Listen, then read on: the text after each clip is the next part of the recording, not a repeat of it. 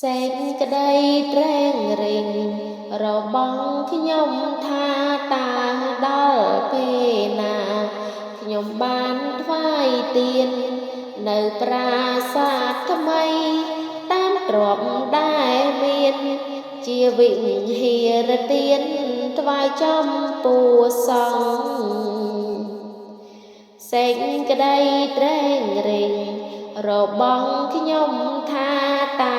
ដល់ពេលណាខ្ញុំបានអោនអងថ្វាយក្រែពូខ្នើយដោយចិត្តផ្ចិតផ្ចង់ថ្វាយចំពោះដល់សង្ឃដែលគង់ក្នុងវត្តសេចក្តីត្រេងរិញរបស់ខ្ញុំថាតើនៅពេលណាខ្ញុំបានថ្វាយផាត់ផ្សំដោយម៉ាំងសាំងធ្វើដោយម៉ត់ចត់សាលាកាំងផាត់ជាអង្ហារទានសេចក្តីត្រេងរិញរបស់ខ្ញុំថាតើនៅពេលណាជួបព្រះទ្រង់ញាណព្រមទាំងព្រះសង្ឃសទ្ធាខ្ញុំមាន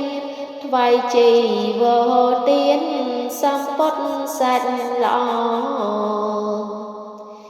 សេចក្តីត្រេងរិញរបស់ខ្ញុំថាតើនៅពេលណាជួបសង្ឃបវរថ្វាយភេសជ្ជៈទឹកឃ្មុំប្រេងស្ករទឹកដោះគោល្អនិងទឹកអំពៅ